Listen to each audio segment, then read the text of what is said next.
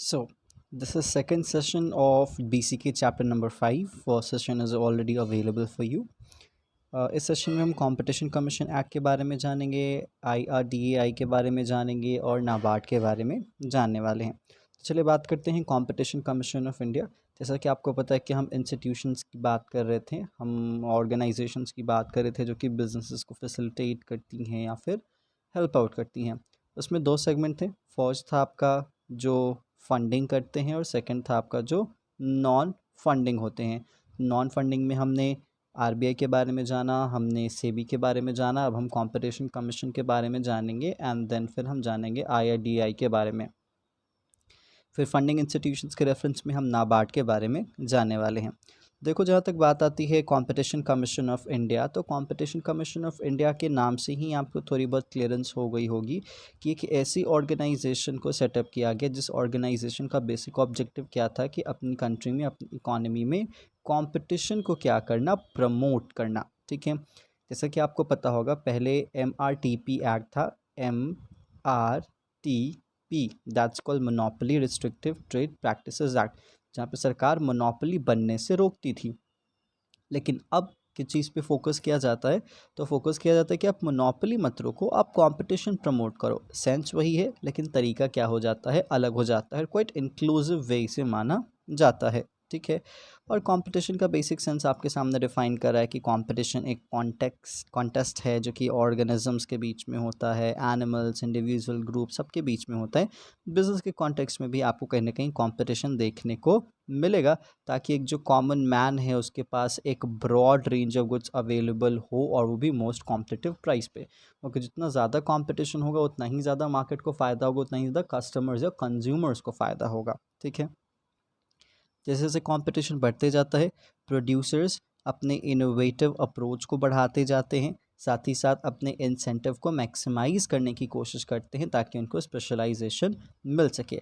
इसके कारण आमतौर पे जो कॉस्ट होता है वो रिड्यूस हो जाता है और कस्टमर्स और कंज्यूमर्स के पास एक वाइडर रेंज ऑफ चॉइसेस आ जाते हैं।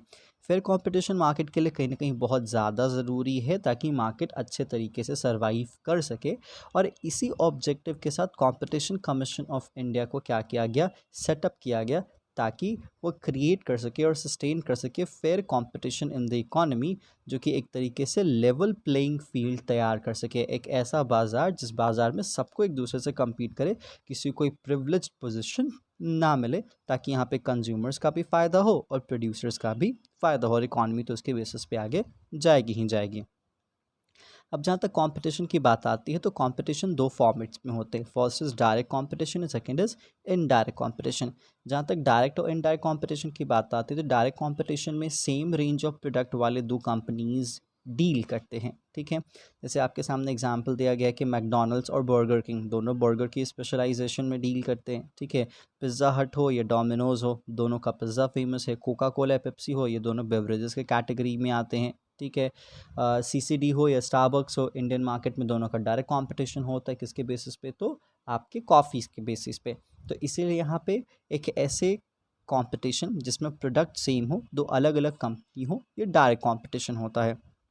लेकिन इनडायरेक्ट कंपटीशन एक ऐसा कंपटीशन है जहाँ पे प्रोडक्ट के क्लोज सब्सटीट्यूट्स के बीच में क्या होता है, डील होता है। जैसे फॉर एग्जांपल हमारे यहाँ एक फ्रोज़न पीस भी होते हैं। ठीक है, और एक तरफ आपके सामने क्या होता है, जो नॉर्मल पीस मार्केट में मिलते हैं। ठीक है, उसी तरीके से अगर आप अमूल के पनीर की बात करोगे तो फ्रोज़न पनीर है और हमारे मार्केट में एक तरीके से फ्रेश पनीर भी मिलती है। तो पनीर पनीर है लेकिन एक फ्रोज़न है और एक आपका फ्रेश है, तो कहीं ना कहीं क्लोज सब्सटीट्यूट है और बहुत ही ज़्यादा क्लोज सब्सटीट्यूट है। तो इसलिए यहाँ पे देखो एग्जांपल के तौर पे एक फ़ाइन डाइनिंग रेस्टोरेंट, ठीक है, उसका कंपटीशन लोकल रेस्टोरेंट से हो सकता है। ठीक है, साथ ही साथ यहाँ पे उनका कंपटीशन सुपरमार्केट्स में भी होगा, जहाँ पे ready to eat meals available होते हैं या फ्रोज़न पराठास अवेलेबल होते हैं जिसको आप गर्म करके खा सकते हो। तो सब खाना ही बेचते हैं, याद रख लीजिएगा, सब क्या करते हैं, खाना ही बेचते हैं, लेकिन सबका अपना एक लेवल है। ठीक है, अब जैसे मान लेते हैं एक बहुत अच्छा फ़ाइन डाइनिंग रेस्टोरेंट है, एक बहुत अच्छे पॉश लोकेलिटी में, बहुत ज़्यादा पॉपुलर लोकेलिटी में। आप उसके सामने छोटे छोटे बहुत सारे ठेले वाले हो जाते हैं, या फिर एक जो लोकल रोड्स पे जो एरिया बना के ईटरीज चलाते हैं, तो आपको समझ में आएगा कि वहाँ पे कंपटीशन काफ़ी ज़्यादा तगड़ा हो जाता है और इसलिए ये चीज़ इनडायरेक्ट कंपटीशन में आती है। दोनों रेस्टोरेंट नहीं है, एक तरीके से एक फ़ाइन डाइनिंग रेस्टोरेंट है और दूसरा आपके सामने नॉर्मल लोकल फुटपाथ की ईटरीज़ है, बट वो ईटरीज़ बहुत ज़्यादा पॉपुलर हो जाते हैं बहुत सारे शहरों में और फ़ाइन डाइन रेस्टोरेंट नहीं होते हैं। तो ये इनडायरेक्ट कंपटीशन है, खाने की ही है, लेकिन सिस्टम दोनों का क्या है, अलग अलग है, प्रोडक्ट दोनों का सेम नहीं है। ठीक है, अब इसलिए कहा जाता है कि अगर फेयर कंपटीशन हो तो कुछ कुछ चीज़ों से आपको फ़ायदा होगा। जैसे सबसे पहले चीज़, अगर कंपटीशन हो तो इनोवेशन ज़्यादा इनकरेज होता है। इट्स लाइक कि कोई भी काम को अलग अलग तरीके से करना या फिर नए तरीके से करना, ताकि कस्टमर्स उस चीज़ की तरफ अट्रैक्ट हो और आपका सामान परचेस कर सके। आपकी इफिशिएंसी भी बढ़ेगी क्योंकि आप प्राइस नहीं बढ़ा सकते, कंपटीशन है तो अपने कॉस्ट को रिड्यूस करने की तरफ फोकस करते हो।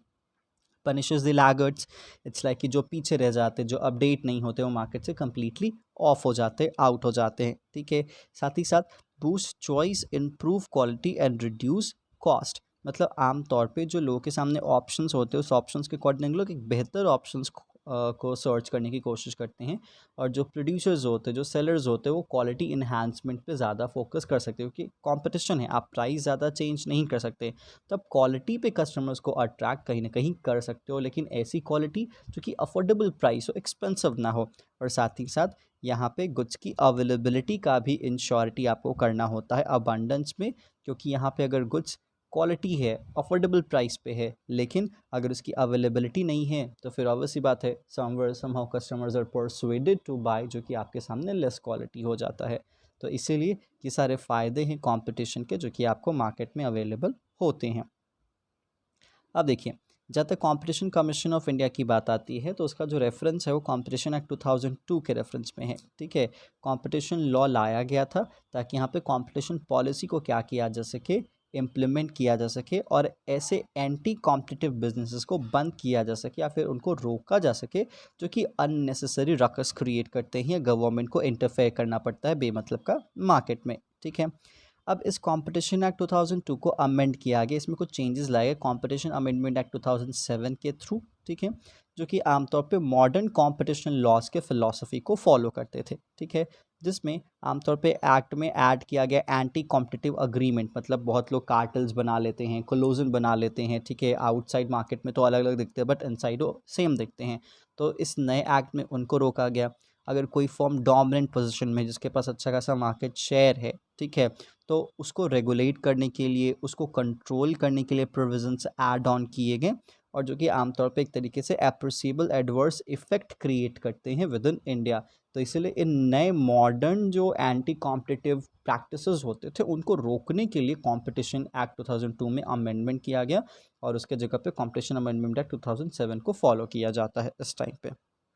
लेकिन याद रख लीजिएगा, वो अमेंडमेंट है, ये बदलावों की बात है। कॉम्पिटिशन एक्ट 2002 खत्म नहीं हुआ है, ये है, इसमें कुछ बदलाव जोड़े गए हैं, ये बता रहा है आपको।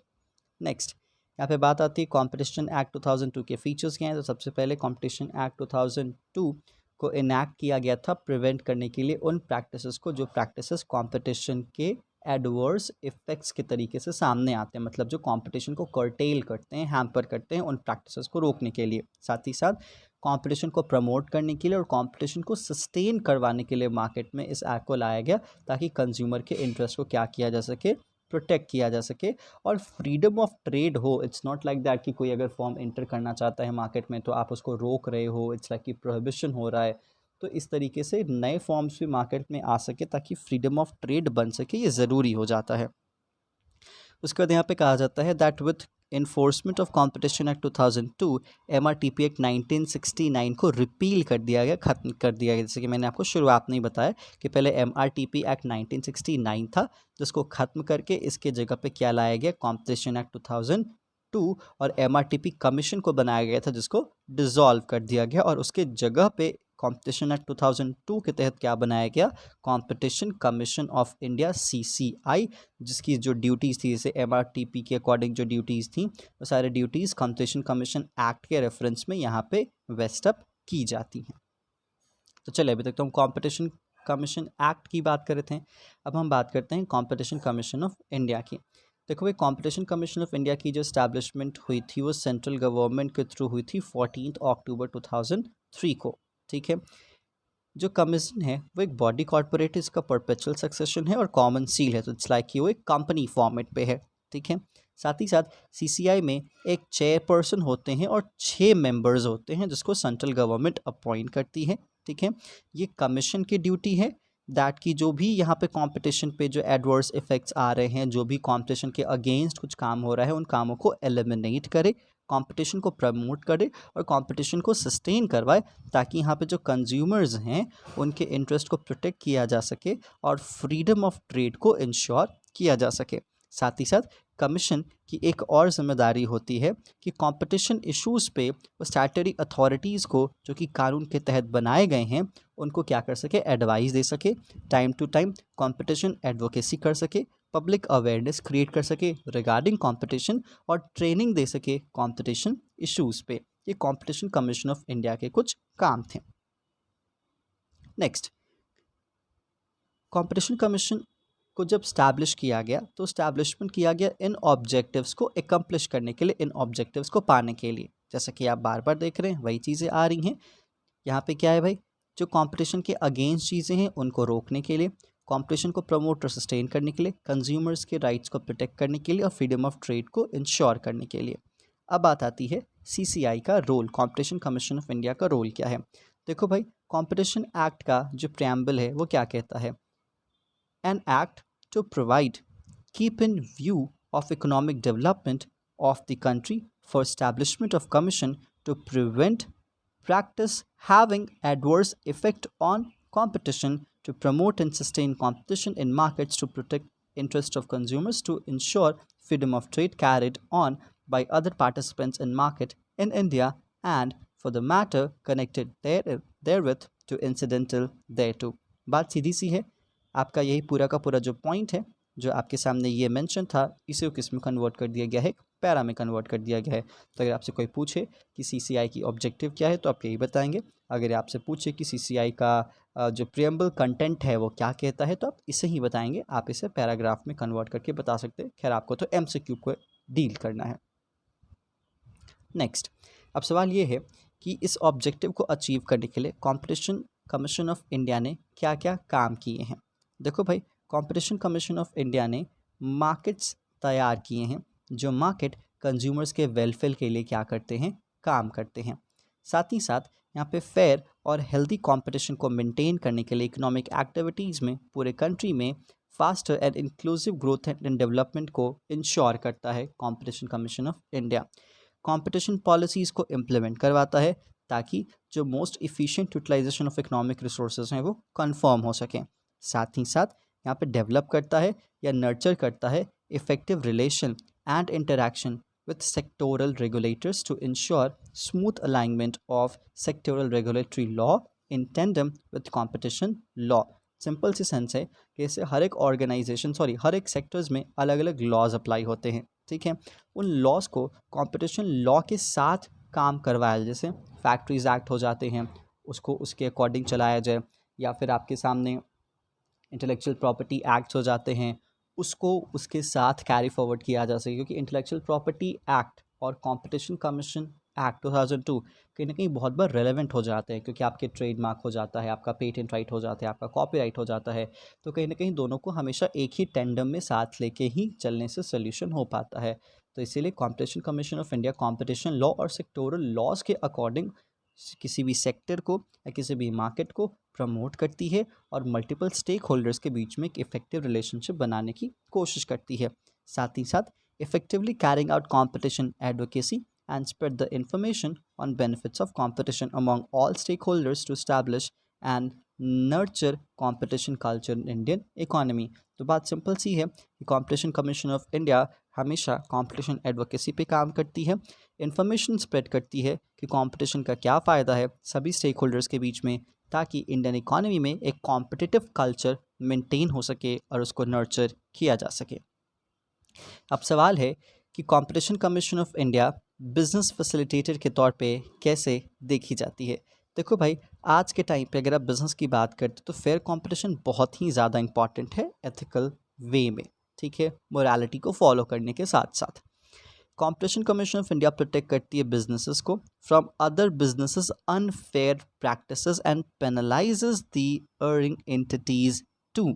मतलब ऐसी ऑर्गेनाइजेशंस जो ऑर्गेनाइजेशंस कंपटीशन को कर्टेल कर रही हैं, मोनोपोली की तरफ मार्केट को लेके जा रही हैं, या फिर कंज्यूमर्स को परेशान कर रही हैं, कंज्यूमर्स के राइट्स को एक्सप्लॉइट किया जा रहा है, तो आमतौर पे उन बिजनेसेस पे कहीं ना कहीं कीचक मेंटेन करती है, कंट्रोल मेंटेन करती है। साथ ही साथ competition commission of India promote करती है competition by preventing abuse of dominance by market player to deterrent of other competitors and consumers.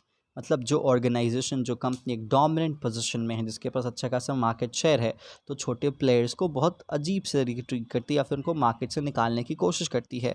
तो इस तरीके से अब्यूज़ ना करे कोई अपने डोमिनेंस पोजीशन का, इसको कंफर्म करती है कौन? Competition Commission of India.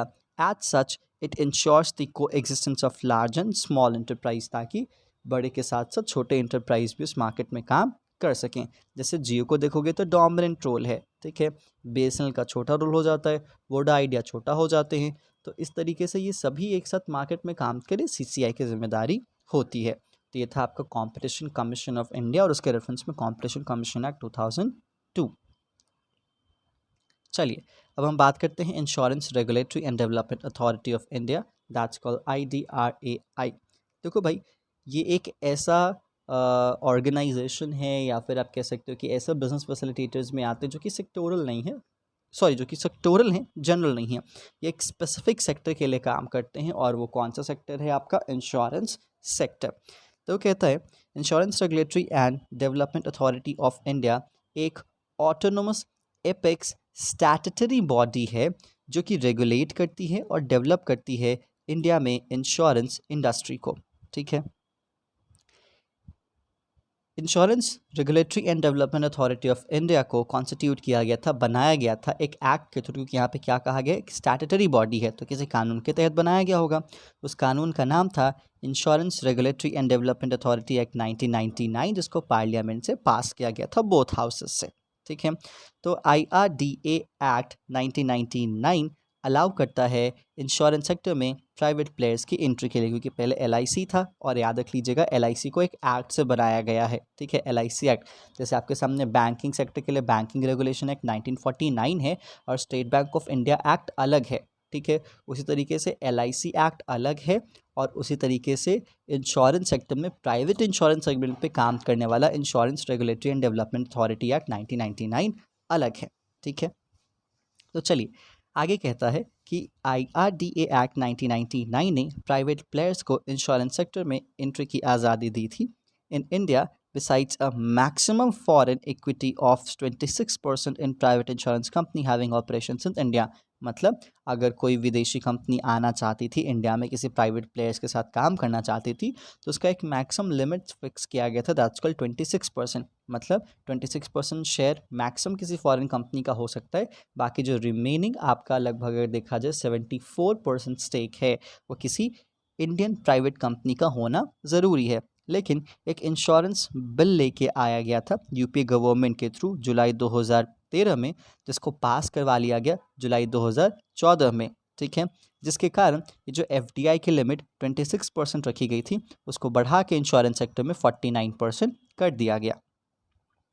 It serve as an authority to protect interest of holders of insurance policy. मतलब IRDAI की जिम्मेदारी रखी गई कि जो भी इंश्योरेंस पॉलिसी होल्डर्स हैं, जिनका जिनका इंश्योरेंस किया गया है, उनके राइट्स को प्रोटेक्ट किया जा सके। साथ ही साथ इंश्योरेंस सेक्टर को रेगुलेट करना, इंश्योरेंस को प्रमोट करना, और ये इंश्योर करना कि इंश्योरेंस इंडस्ट्री का ग्रोथ होता रहे और उससे जुड़े हुए मैटर्स पे हमेशा सोल्यूशन हो, ये IRDAI की जिम्मेदारी फिक्स की गई, ठीक है। IRDA का जो रोल था वो एक प्रोटेक्टिव रोल के फॉर्मेट में रखा गया, ताकि जो पॉलिसी होल्डर्स हैं उनकी राइट्स को क्या कर सके, प्रोटेक्ट कर सके, और लाइफ इंश्योरेंस कंपनीज़ की रजिस्ट्रेशन को भी कंफर्म कर सके। साथ ही साथ जो इंश्योरेंस की रिन्यूअल्स होती हैं, मॉडिफिकेशंस होती हैं, जो कैंसलेशन होता है, सस्पेंशन होता है रजिस्टर सर्टिफिकेट का, वो भी IRDAI के तहत ही कंफर्म किया गया। नेक्स्ट, इस अथॉरिटी का मिशन क्या है?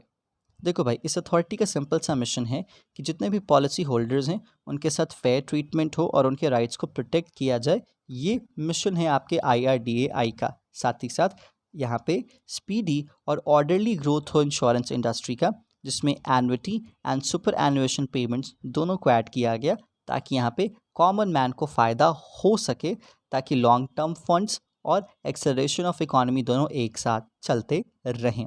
साथ ही साथ ये सेट करना इनका मिशन हुआ कि ये प्रमोट करेंगे, मॉनिटर करेंगे, इन्फोर्स करेंगे high standards of integrity, financial soundness and fair dealing and competence in those it regulates.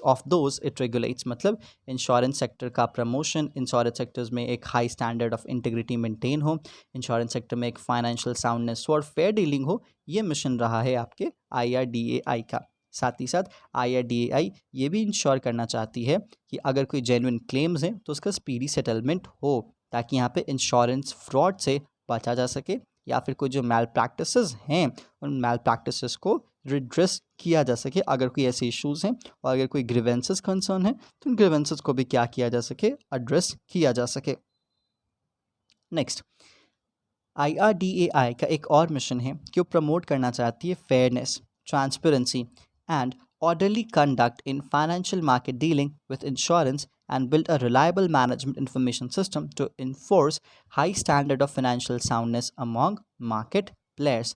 तो बात वही सी है कि अगर कोई भी इंश्योरेंस कंपनी फाइनेंशियल मार्केट में जाती है, उसकी प्लेयर बनती है, तो एक तरीके से उसको प्रमोट किया जाए, उसके फेयरनेस को कंफर्म किया जाए, ट्रांसपेरेंसी मेंटेन हो इस सिस्टम में, साथ ही साथ एक स्ट्रॉन्ग इन्फॉर्मेशन सिस्टम हो जिससे मार्केट में एक अच्छी इन्फॉर्मेशन जाए, ताकि हमारा जो इंश्योरेंस सेक्टर है वो अच्छे से ग्रो करे।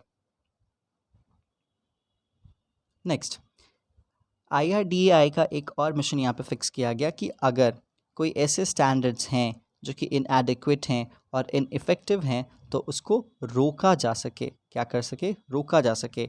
और अगर ऐसे स्टैंडर्ड्स हैं जो कि इफ़ेक्टिव हैं लेकिन वो इन्फोर्स नहीं है, तो उसकी इन्फॉर्मेशन का उसका इन्फॉर्म होने का मतलब इट्स लाइक कि उसका इफ़ेक्टिव होने का क्या कर सके, इन्फॉर्म नहीं, इन्फोर्स होने का कन्फर्मेशन किया जा सके। तो इसलिए सब स्टैंडर्ड इश्यूज़ को सॉल्व किया जा सके और इनएडिक्वेसी को ख़त्म किया जा सके और अच्छी एक्टिविटीज़ का इम्प्लीमेंटेशन हो सके।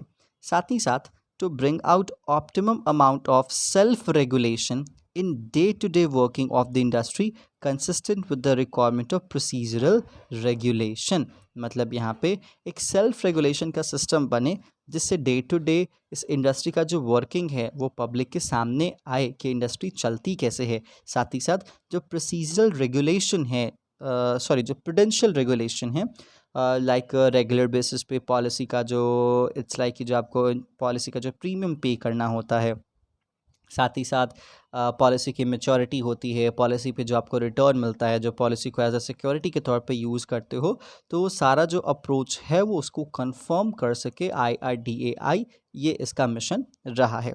नेक्स्ट, IRDAI की duties, powers and functions. IRDAI act 1999 का सेक्शन नंबर 14 IRDAI इस अथॉरिटी के ड्यूटीज़, पावर्स एंड फंक्शंस को कंफर्म करता है। ठीक है, देखो भाई, कुछ पावर्स और फंक्शंस अथॉरिटी के कुछ इस तरीके से हैं। Issue to applicant a certificate of registration, renew, modify, withdraw, suspend और कैंसिल सच रजिस्ट्रेशन। मतलब किसी नए इंश्योरेंस कंपनीज के इंश्योरेंस का सर्टिफिकेशन, रजिस्ट्रेशन, ठीक है, उसका मॉडिफिकेशन, उसका रिन्यूअल, उसका विड्रॉल, उसका सस्पेंशन, ये पावर किसके पास है या ये फंक्शन किसके पास है, IRDAI के पास है। साथ ही साथ पॉलिसी होल्डर्स के इंटरेस्ट को प्रोटेक्ट करना in matters concerning assigning of policy or assessing policy, nomination of policy holders, insurable interest, settlement of insurance claims, surrender value of policy and other terms and conditions contract of insurance। मतलब जो भी यहाँ पे matters, जो problem होते हैं, जो matter dispute में जाते हैं, तो मैटर्स डिस्प्यूट में ना जाएं, इसका जो सल्यूशन है वो ऑन टाइम अवेलेबल हो, ये कंफर्म करने की कोशिश IRDAI करती है। Next, specify requisite qualifications, code of conduct and practical training for intermediary or insurance intermediaries and agents। जो इंश्योरेंस एजेंट्स होते हैं उनकी एक प्रॉपर क्वालिफ़िकेशन हो, एक प्रॉपर तरीके से काम करें, उनकी प्रॉपर ट्रेनिंग हो, जिससे वो इंश्योरेंस इंडस्ट्री को एक्सपैंड करने में हेल्प कर सकें। ये भी ज़िम्मेदारी हमारा IRDAI लेता है, ठीक है। साथ ही साथ specify the code of conduct for surveyors and loss assessors, मतलब ऐसे लोग जिनको नुकसान हुआ है उनका कोड ऑफ कंडक्ट क्या होगा, किस वे में उनको पैसा मिल सकता है, कब उनको पैसा नहीं मिल सकता है। तो ये सारा तरीका आपका IRDAI बताता है। साथ ही साथ इंश्योरेंस बिजनेस का कंडक्ट और इफ़िशेंसी प्रमोट करना, ये IRDAI का एक तरीके से फंक्शन रहा है। Next, promoting and regulating professional organizations connected with the insurance and reinsurance business। Simple सी चीज़ है, यहाँ पे जो भी प्रोफेशनल ऑर्गेनाइजेशंस हैं उनको रेगुलेट करना, जो इंश्योरेंस और इंश्योरेंस इंडस्ट्री से क्या होते हैं, जुड़े हुए होते हैं। साथ ही साथ इस एक्ट के रेफरेंस में कुछ अगर फ़ी चार्ज करना है तो उस चार्जेस को भी क्या करते हैं, कंफर्म करते हैं। साथ ही साथ ये कुछ इन्फॉर्मेशन भी लेते हैं, मांगते हैं, जो कि इंस्पेक्शन के लिए ज़रूरी होता है, इंक्वायरीज़ के लिए ज़रूरी होता है, इन्वेस्टिगेशंस के लिए ज़रूरी होता है, जिसमें यहाँ पे इंश्योरर्स के ऑडिट, इंटरमीडियरीज़ के ऑडिट, इंश्योरेंस इंटरमीडियरीज़ के ऑडिट और अदर ऑर्गेनाइजेशन जो कि इंश्योरेंस बिजनेस से जुड़े होते हैं उनका ऑडिट भी शामिल है। साथ ही साथ कंट्रोल करना या रेगुलेट करना, क्या भाई, rate, advantages, terms and conditions, जो कि आमतौर पे इंश्योरर की तरफ से एक नॉर्मल इंश्योरेंस, एक तरीके से जो इंश्योरेंस बिजनेस है, जो इंश्योरेंस कंपनी है, उसकी तरफ से इंश्योरर को दिया जाता है।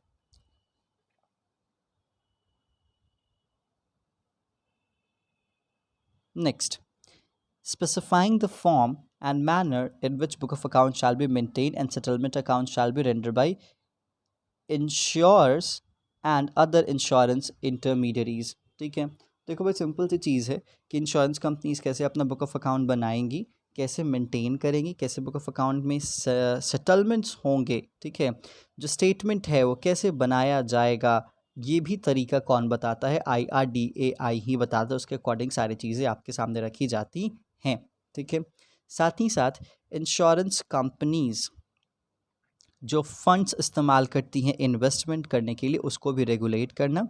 Regulating maintenance of margin of solvency, एक सॉल्वेंसी की कंडीशन बनी रहे, कोई भी इंश्योरेंस कंपनी इंसॉल्वेंट सिचुएशन में ना जाए। साथ ही साथ adjudication of dispute between insurers and intermediaries और इंश्योरेंस इंटरमीडियरीज, मतलब अगर इंश्योरर और इंश्योर्ड के बीच में अगर कोई यहाँ पे डिस्प्यूट होता है तो डिस्प्यूट का भी सेटलमेंट का काम करती है। साथ ही साथ supervising and functioning of the tariff advisory committee, तो टैरिफ एडवाइजरी कमेटी का फंक्शन को कंफर्म करना, क्यों कैसे काम करे, कैसे ना काम करे। साथ साथ उसको सुपरवाइज करने का भी काम IRDAI करती है। साथ ही साथ specifying the percentage of premium income to the insurer to finance schemes for promoting and regulating professional organisations refers to in clause number F।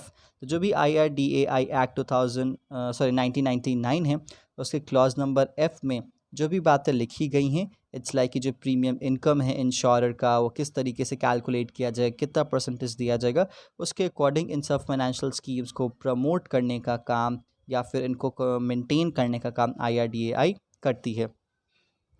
Next, specifying the percentage of life insurance business and general insurance business to be undertaken by the insurer in the rural or social sector। मतलब एक इंसान कितना insurance ले सकता है, कितना general और business insurance या लाइफ इंश्योरेंस ले सकता है, इसके लिमिट्स को फिक्स करना और जो भी पावर बताई गई है उस पावर का इस्तेमाल करना, ये इनके पावर और अथॉरिटी के तहत आता है।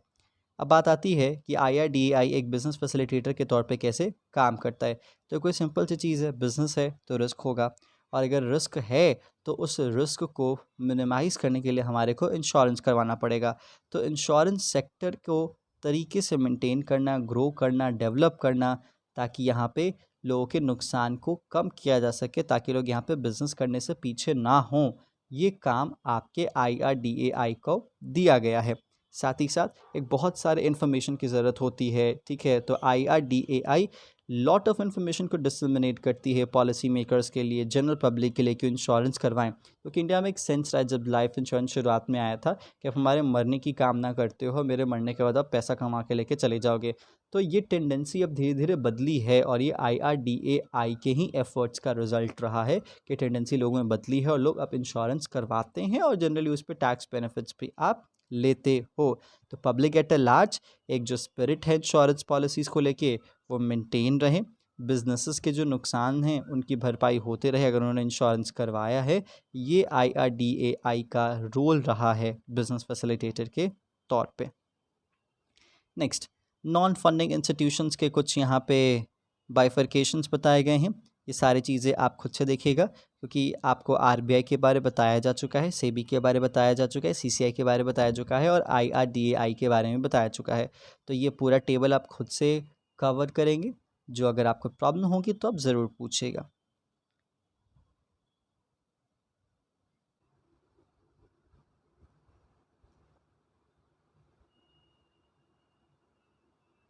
Now, move to the funding institutions, that's called Indian Development Banks.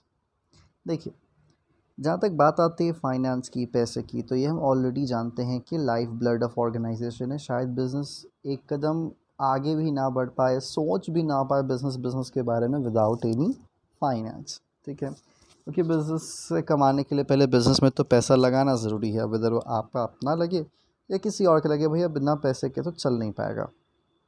तो इसीलिए जो बिज़नेस की फाइनेंशियल नीड है उसको समझने के लिए आपको बिज़नेस के डे टू डे ऑपरेशंस को समझना होगा, ठीक है। ऐसी एक्टिविटी जिसमें डे टू डे फाइनेंस की ज़रूरत होती है तो उस फाइनेंशियल नीड को वर्किंग कैपिटल रिक्वायरमेंट कहा जाता है। लेकिन ऐसी फाइनेंशियल नीड जो कि day to day business operations में इस्तेमाल नहीं होती, वंस और ट्वाइस जो कि आपके बिज़नेस की अर्निंग कैपेसिटी को हिट करती हैं, उन्हें कहा जाता है कैपिटल एक्सपेंडिचर। तो एक होता है वर्किंग कैपिटल रिक्वायरमेंट और दूसरा होता है कैपिटल एक्सपेंडिचर रिक्वायरमेंट।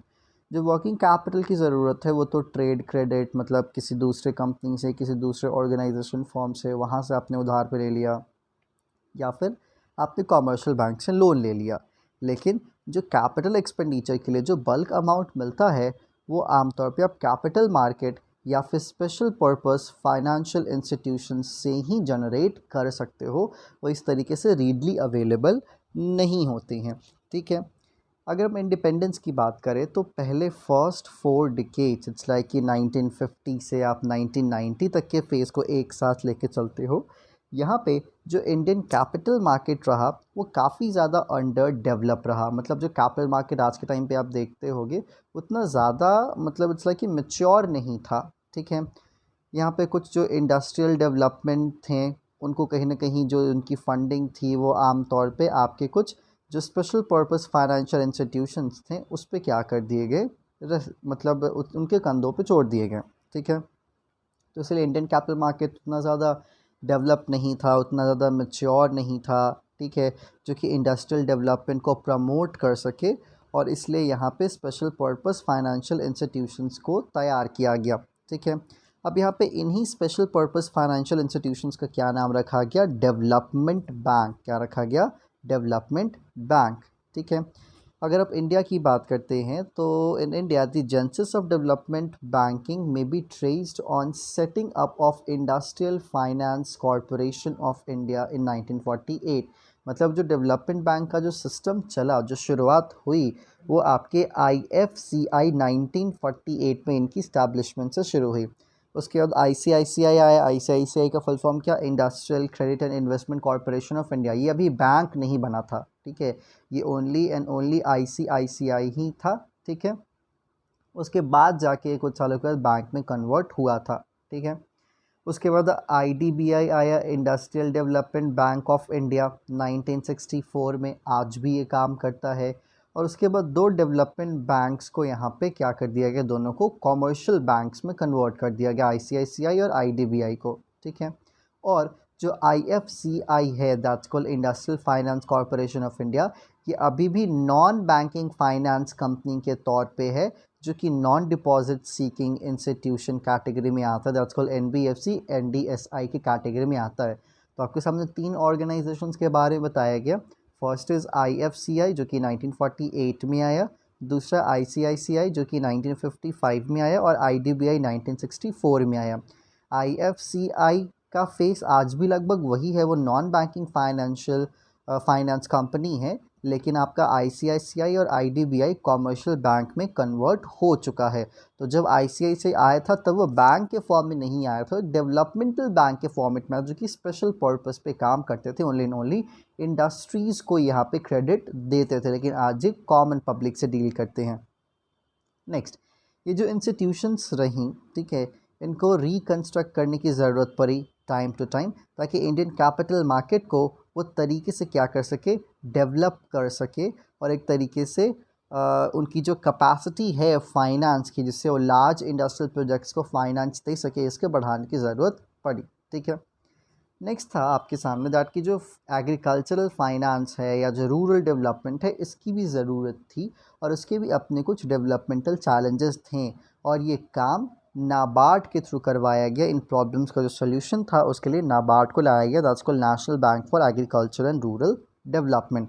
तो आगे के कंटेंट में हम नाबार्ड के बारे में डीपली पढ़ने वाले हैं, और यहाँ पे most of the people NABARD के बारे में लगभग जानते हैं। ठीक है, देखो भाई, नाबार्ड जब लाया गया तो एपेक्स डेवलपमेंट बैंक था उस वक्त इंडिया में, और उसका जो हेडक्वार्टर था उसको मुंबई में रखा गया, और ब्रांचेस ऑल ओवर इंडिया हैं इसके, अभी भी हैं। नाबार्ड के कंधे पे आमतौर पे वो जिम्मेदारी दी गई जो एग्रीकल्चर और अदर इकोनॉमिक एक्टिविटी से रिलेट कर रही थी रूरल एरियाज़ में स्पेशली। ठीक है, जिसमें पॉलिसी बनाने को लेके, प्लान करने को लेके, क्रेडिट सेक्टर में किस तरीके से वो ऑपरेट करें, किस तरीके से रूरल एरिया को इकोनॉमिकली स्ट्रेंथन किया जाएगा, ये जिम्मेदारी नाबार्ड के कंधों पे रखी गई। NABARD is active in developing financial inclusion policy and is a member of Alliance of Financial Inclusion। देखो भाई, एक छोटी सी बात है, मेरा एक ओपिनियन है, ठीक है, मेरा एक पर्सनल ओपिनियन है, मैं किसी ऑर्गेनाइजेशन या किसी गवर्नमेंट के रेफरेंस में डील नहीं कर रहा। जितना अच्छा अच्छा किताबों में आपके सामने है, जो अभी तक आपने पढ़ा है फर्स्ट सीरीज़ में या फिर जो आप सेकंड सीरीज़ में पढ़ रहे हो, ठीक है, उतना अच्छा प्रैक्टिकल वर्ल्ड नहीं है। जब आप ग्राउंड लेवल पे उतरोगे तो आपके अंदर एक अपने आप सवालिया निशान आएगा कि एग्रीकल्चर के लिए इतने सालों से इतना कुछ हुआ, लेकिन आज तक वो चीज़ वैसी की वैसी ही क्यों है। आज जो ज़मीनें हैं, जो एग्रीकल्चरल लैंड्स हैं, वो क्यों यहाँ पे जो लैंड माफियाज़ हैं उनको दे दिए जाते हैं, या फिर क्यों उनको कंस्ट्रक्शनल साइट्स में कन्वर्ट कर दिया गया है। आज भी एग्रीकल्चर उस तरीके से क्यों नहीं डेवलप हुआ है, तो एक सवाल है। तो इसलिए मैं आपको कहूँगा, जो इतनी बातें आपकी किताब में लिखी गई हैं, जो इतना क्लियर पिक्चर दिखाया गया, इतनी भी क्लियर पिक्चर नहीं है, एक डार्कर शेड है इसका, जिसको आपको ग्राउंड रियलिटी पे जाके, ग्राउंड लेवल पे जाके आपको इसकी रियलिटी पता चलती है। जैसे जितना मीठा मीठा इसमें बोला जा रहा है, उतना भी मीठा नहीं है, तो थोड़ा सा ध्यान से चलिए। NABARD has been instrumental in grounding grounding rural and social innovations and social enterprises in the rural hinterlands। मतलब यहाँ पे कहा जाता है कि जो नाबार्ड है, ये बहुत इम्पॉर्टेंट काम करा है इन्होंने, बहुत इम्पॉर्टेंट है, जिसमें रूरल एरिया में ग्राउंड लेवल पे काम किया, या फिर सोशल इनोवेशंस को प्रमोट किया, या सोशल एंटरप्राइजेस को इन्होंने प्रमोट किया रूरल हिंटरलैंड्स में। ठीक है, it has in its process partnered with about 4,000 organizations in grounding many of the interventions. The organization that developed a huge amount of trust capital in its 3 decades of work with rural community। मतलब बात सीधी सीधी कही जाती है कि भाई नाबार्ड ने बहुत अच्छा काम किया है, 4,000 ऑर्गेनाइजेशंस के साथ मिलकर ग्राउंड लेवल पे उन्होंने काउंट किया है, साथ ही साथ जो प्रॉब्लम्स हैं उनको काउंटर किया है, और एक बहुत बल्क में पैसा लगाया है पिछले 30 सालों में, जिससे रूरल कम्युनिटीज़ पे काम किया जा सके। लेकिन कितना काम दिखता है, काम कितना नहीं दिखता, ये हमारी एग्जीक्यूटिव्स की रियलिटी साफ साफ दिखाती है, किस तरीके से हमारा एग्जीक्यूशन होता है, और किसानों को कितना फ़ायदा हो रहा है, रूरल एरिया में कितना फ़ायदा हो रहा है। आगे यहाँ पे नाबार्ड के कुछ और भी चीज़ें आपके सामने रखी गई हैं। NABARD is the most important institution in the country which look after the development of cottage industry, ठीक है, small industry, village industry और अदर रूरल एरिया। यहाँ पे मोस्ट इम्पॉर्टेंट इंस्टीट्यूशन तो कहें ही कहें, साथ ही साथ सबसे टॉप लेवल पे अकेला और बेचारा पड़ा इंस्टीट्यूशन भी कहना सही होगा, जो कि कॉटन इंडस्ट्री के लिए, स्मॉल इंडस्ट्री के लिए और विलेज इंडस्ट्री के लिए, अदर इंडस्ट्रीज़ के लिए काम करती है, जिसका इफ़ेक्टिवनेस रियलिटी पता है सबको। ठीक है, साथ ही साथ नाबार्ड की अगर बात की जाए तो बिसाइड एग्रीकल्चर इसने और भी अपनी अलाइड एक्टिविटीज़ में एक्सपैंड किया। मतलब नाबार्ड अब ओनली एंड ओनली एग्रीकल्चर पे ही स्पेशलाइज नहीं है, उनके लिए बस काम नहीं करता। जो एग्रीकल्चर अलाइड एक्टिविटीज़ हैं, जैसे पोल्ट्री फार्मिंग है, यहाँ पे मुर्गी पालन कहा जाता है इसे, एनिमल हस्बेंड्री है, उनको भी सपोर्ट करती है, उनको भी प्रमोट करती है टाइम टू टाइम, ताकि एक इंटीग्रेटेड रूरल डेवलपमेंट हो सके। लेकिन आज भी एनिमल हस्बेंड्री इंडस्ट्री की एक अपनी चैलेंजेस हैं, पोल्ट्री इंडस्ट्री, पोल्ट्री फार्मिंग की एक अपनी चैलेंजेस बनी हुई है। खैर, हमें इसे इंडस्ट्री नहीं कहना चाहिए, मैं गलत तरीके से कह रहा हूँ। Only and only poultry farming and animal husbandry जो सेक्टर है, उसकी अपनी चैलेंजेस हैं, उसके अपने प्रॉब्लम्स हैं, और अभी भी वो चैलेंजेस को फेस कर रहे हैं, ऐसा नहीं को फेस नहीं कर रहे हैं। अब जो नाबार्ड है वो अपनी ड्यूटीज़ को इन रोल्स में क्या करता है, डिस्चार्ज करता है। सबसे पहले एपेक्स फाइनेंशियल एजेंसी के तौर पे काम करता है for the institutions providing investment and production credit for promoting the various developmental activities in rural area. देखो भाई, नाबार्ड डायरेक्ट काम नहीं करता, नाबार्ड इनडायरेक्ट काम करता है। ऐसी ऑर्गेनाइजेशन जो कि एग्रीकल्चर रूरल एरिया में फाइनेंस या फंडिंग अवेलेबल करवाने के काम करती हैं, उनको कांटेक्ट होता है नाबार्ड से, नाबार्ड उन तक पैसा पहुंचाते हैं और फिर वो लोग किसान तक पैसा पहुंचाते हैं।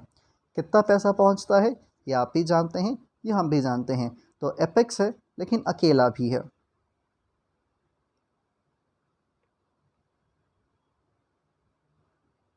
Next, NABARD takes measures towards institution building for improving absorptive capacity of the credit delivery system, including monitoring, formulation of rehabilitation scheme, reconstruction of credit institutions and training of personnel।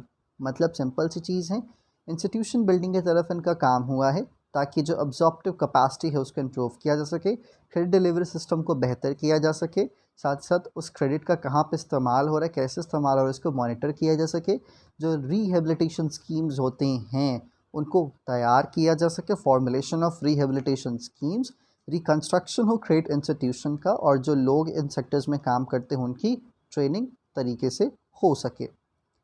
साथ ही साथ coordinates the rural finance activities of all institutions engaged in developmental work at the field level and maintain liaison with Government of India, state governments and Reserve Bank of India and other national level institutions concerned with policy formulation। तो आप वही कह सकते हो कि नाबार्ड ने झंडा ले लिया है कि हम रूरल एरिया को डेवलप करेंगे, और इस झंडे के तहत वो अलग अलग सरकार, राज्य सरकार या केंद्र सरकार या आरबीआई के साथ मिलके काम करता है ताकि इन जगहों से फंडिंग इकट्ठा की जाए और रूरल डेवलपमेंट को कंफर्म किया जा सके। साथ ही साथ undertakes monitoring and evaluation of projects refinanced by it. मतलब ऐसे प्रोजेक्ट्स जिन प्रोजेक्ट्स में पैसा नाबार्ड ने लगाया है उसकी मॉनिटरिंग करना और इवैल्यूएशन करना, ये नाबार्ड की जिम्मेदारी बताई जाती है यहाँ पे। आगे कहता है, नाबार्ड रीफाइनेंस करता है उन फाइनेंशियल इंस्टीट्यूशन का जो फाइनेंशियल इंस्टीट्यूशन रूरल सेक्टर में फाइनेंस अवेलेबल करवाते हैं। NABARD Partex in development of institution which help the rural economy. ऐसे इंस्टीट्यूशन जो कि रूरल इकोनॉमी में कंट्रीब्यूट करते हैं, उनको डेवलप करते हैं, उनको प्रमोट करती हैं, उनके साथ काम करती है। साथ ही साथ यहाँ पे जो नाबार्ड है also keeps a check on its client institutes. ऐसे इंस्टीट्यूट्स जो कि नाबार्ड के साथ काम करते हैं, नाबार्ड के हेल्प से रूरल एरिया को डेवलप करने की कोशिश करते हैं, उन पे भी चेक मेंटेन करने का काम नाबार्ड करती है।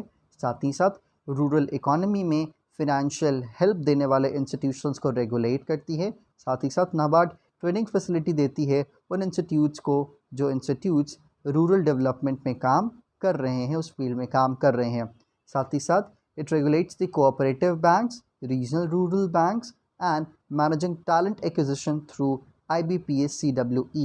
मैनेजिंग टैलेंट एक्विजिशन का मतलब क्या, जो लोग होते हैं, जो पर्सनल्स को हायर करना, रिक्रूटमेंट करना, इनको भी नाबार्ड क्या करती है, मैनेज करती है। Next, NABARD's refinance is available to State cooperative agriculture and rural development banks and state cooperative banks, regional rural banks, commercial banks and other financial institutions approved by RBI। मतलब RBI के through जो institutions approved हैं, जैसे कि state cooperative banks आपके सामने, state cooperative agriculture and rural development bank, साथ ही साथ state cooperative bank, regional rural bank, ये चाहे तो नाबार्ड से फंड्स ले सकते हैं, ये चाहे तो नाबार्ड से पैसे ले सकते हैं, नाबार्ड इनको पैसा दे सकता है ताकि रूरल एरिया का डेवलपमेंट हो सके, एग्रीकल्चर सेक्टर का डेवलपमेंट हो सके। ठीक है। While the ultimate beneficiaries of investment credit can be individual, मतलब जो उसका बेनिफिशरी जो नाबार्ड ने इनको पैसा दिया, तो इनसे जो पैसा लेंगे वो कौन होंगे? तो वो इंस्टीट्यूशन वो इंडिविजुअल्स हो सकते हैं, वो पार्टनरशिप कंसर्न्स हो सकते हैं, वो कंपनीज हो सकती हैं, वो स्टेट ओन्ड कॉरपोरेशन या कोऑपरेटिव सोसाइटीज़ हो सकते हैं। Production credit is generally given to individual, जो कि आमतौर पर प्रोडक्शन के लिए जो क्रेडिट दिया जाता है वो इंडिविजुअल को ही दिया जाता है। और नाबार्ड का भाई हेड ऑफिस मुंबई में है, ये हमने ऑलरेडी पहले जान रखा है, शुरुआत में ही रिपीट करने की कोई ज़रूरत नहीं थी यहाँ पे। सर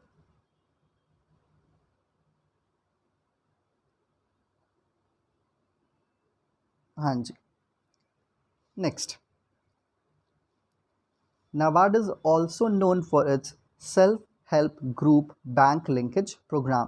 जैसे बहुत सारे स्वयं सहायता समूह होते हैं गांव में, जो कि लोग मिलजुल के एक साथ तैयार करते हैं, अपने छोटे छोटे सेविंग्स को एक जगह एक्यूमुलेट करते हैं, फिर किसी की ज़रूरत होती है तो उसको देते हैं। तो ऐसे सेल्फ हेल्प ग्रुप को आमतौर पे बैंक से लिंक करने का काम नाबार्ड ने किया है, जिससे यहाँ पे जो बैंकिंग सिस्टम है, जो बैंकिंग हैबिट है, वो लोगों में क्या किया जा सके, इनकरेज किया जा सके। और आमतौर पे जनरली देखा जाता था कि जो सेल्फ हेल्प ग्रुप होते थे उसमें आमतौर पे पुअर वुमेन्स ही होती थी, तो उनको भी एक तरीके से लेवल अप करने का मौका नाबार्ड ने दिया, जिससे एक ओवरऑल जो माइक्रो फाइनेंस का सिस्टम है उसको डेवलप करने में नाबार्ड को आसानी हुई। NABARD also has a portfolio of natural resource management program involving diverse fields like watershed development, tribal development, and farm innovation through dedicated fund set up for the purpose। मतलब नाबार्ड का ये भी काम रहा है कि जो आमतौर पे बहुत सारे जो नेचुरल रिसोर्सेज मैनेजमेंट प्रोग्राम्स होते हैं, उन प्रोग्राम्स में भी नाबार्ड ने अच्छा खासा कंट्रीब्यूशन करा है। अब देखो भाई, यहाँ पे आपके जो फंडिंग इंस्टीट्यूशंस हैं उनके कुछ इसेंशियल ऑब्जर्वेशंस या जो रोल हैं वो आपके सामने यहाँ पे रखे गए हैं।